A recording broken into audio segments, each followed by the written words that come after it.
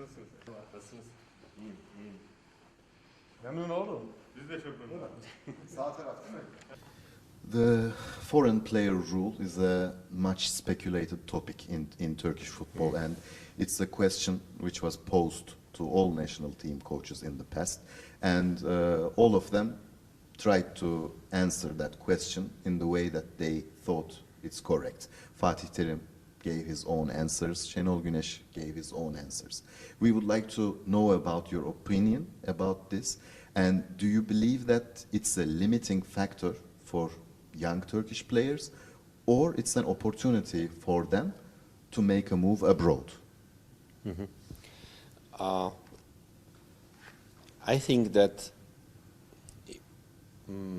being successful on a longer term for the Turkish national team, it would be better if the structure is changing, and that the education of the young players over a longer term is that there will be more investment in that, building these academies, clearing this parallel way of school and professional football, bringing some stuff inside of these academies from the youth, like sport psychologists, like nutritionists, to show the young girls and boys how is a professional life looking like.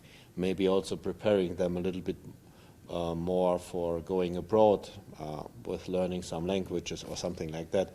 I think that if this structure would be better, then the Turkish football finally has the best result out of that. Ben bu soruyu şöyle yanıtlamak istiyorum. Tabii ki bütün bu mücadele başarılı oyuncular yetiştirmek adına, başarılı sonuçlar almak adına yapılıyor. İyi futbolcuların yetişmesi için de yapının doğru bir şekilde kurulması lazım. Ben uzun süreli yatırımlarla futbolcuların gelişiminin sağlanabileceğini düşünüyorum.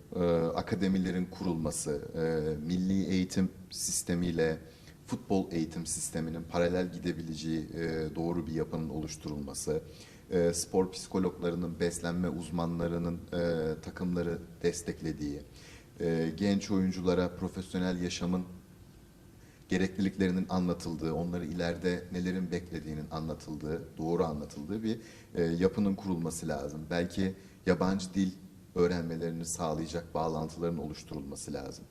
İşte bunlar eğer sağlanırsa Türk futbolunun uzun süreli başarısı gerçekleştirilebilir diye düşünüyorum.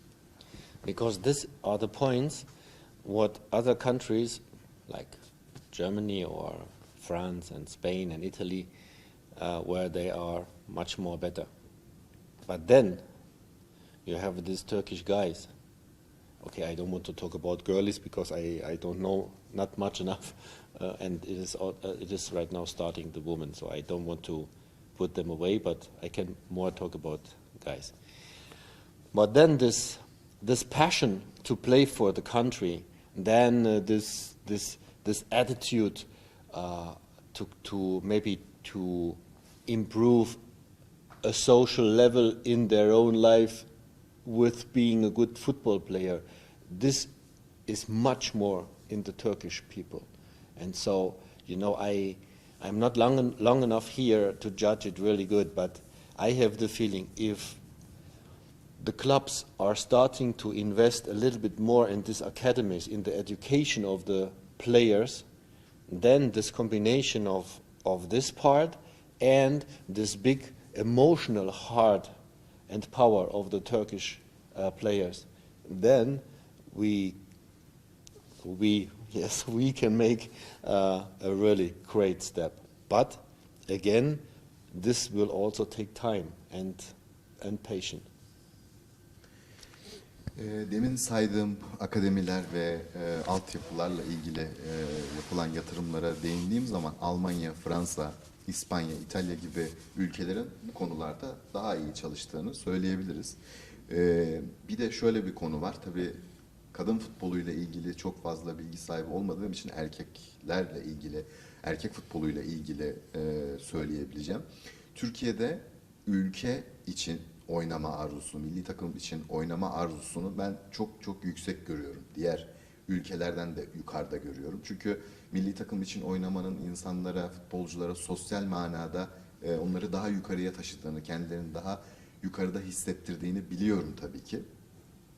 Dolayısıyla kulüpler biraz daha fazla bu eğitim işine asılırlarsa, akademi alanına yatırım yaparlarsa, demin bahsettiğim ülke için oynama, duygu faktörünün birleşmesiyle gerçek başarı sağlanabilir diye düşünüyorum. Sağlayabiliriz diyorum, biz diyorum. Burada da bunu bu şekilde vurgulamak istiyorum. Ama bunun için zaman lazım, bunun için sabır lazım. We see that former players in Germany they tend to take more administrative roles, such as Philipp Lahm or Oliver Kahn. And in Turkey, we kind of understand that sporting director concept a bit differently, because normally when you look to Europe, sporting director is kind of the boss of football matters. But in Turkey, it's the coach, head coach of the professional team is regarded as the boss of football matters. Are we doing something wrong here? What can you tell us? In the beginning, someone told me the head coach in Turkish clubs is the assistant coach from the president. Aslında şöyle de bir şey duymuştuk. Türkiye'de teknik direktörler başkanların yardımcı antrenörleridir diye de bir inanış söz konusuydu. This is a joke, okay? Bu şakaydı tabii ki yani. Öyle, bu benden bir şaka olsun. I think that every country has his own specific administration and organization. So if we compare it between Germany and Turkey right now, you'll find some differences. But on the other side, if you are going to England, then we will have a third possibility. If we are going to Spain, we will find a next possibility. So I think every country has to find his own identity in that. But I have to say that especially Turkish football, I think that it looks that sometimes there is not enough patience for waiting of success, that sometimes the best is if the club has a philosophy from the beginning, from the 6 or 8-year-old guys and girlies who are playing till to the first squad. If you are strong and clear, structured in this philosophy which you want to have for values which you want to show, then you only have to search for the right person. Doesn't matter if youth coach or head coach first team or sport director who can identify himself with this philosophy. And I think in my eyes this is the right way to be successful on a long term, but this is only my idea. Şimdi her ülkenin kendine özgü yönetim anlayışı vardır. Almanya-Türkiye karşılaştırması yaptınız. İngiltere'ye gitsek 3. bir seçenek ortaya çıkar. İspanya'ya baksak orada da belki 4. bir seçenek görürüz. Dolayısıyla bu bir hani kimlik meselesi. Her ülkenin bir kimliği var yönetim anlayışı anlamında. Bununla ilgili. Türk futboluna baktığımız zaman bazen başarıya giden yolda sabırsızlıklar yaşandığını görüyoruz. Bunu söyleyebiliriz. Bu aşamada en iyisi nedir diye sorsanız en iyisi şudur. Kulübün 6-7 yaşlarındaki kız erkek futbolculardan başlayarak A takıma kadar uzanan süreçte bir futbol felsefesi oturtması gerekir. Bunu sağlam ve net bir şekilde ortaya koyarsa başarı sağlanması yolunda önemli bir adım atılmış olur. Bu aşamadan sonra da doğru kişileri bulmak. Doğru kişiler teknik direktör, sportif direktör, genç takım antrenörü gibi olabilir.